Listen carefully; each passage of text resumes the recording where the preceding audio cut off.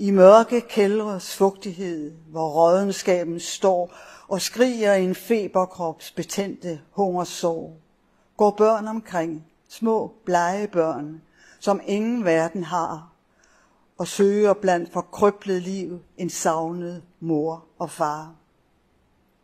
I små grå hænders vifteform står håndens knogler spændt mod hudens skøre blanke væg, materiebetændt.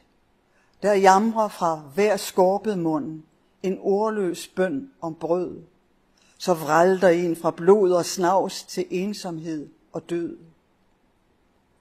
De brænder lig i skovene på denne forårsdag, hvor løvets himmel lukker sig om livets nederlag.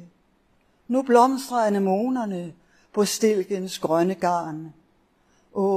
Kunne jeg fortælle dig et eventyr, mit barn.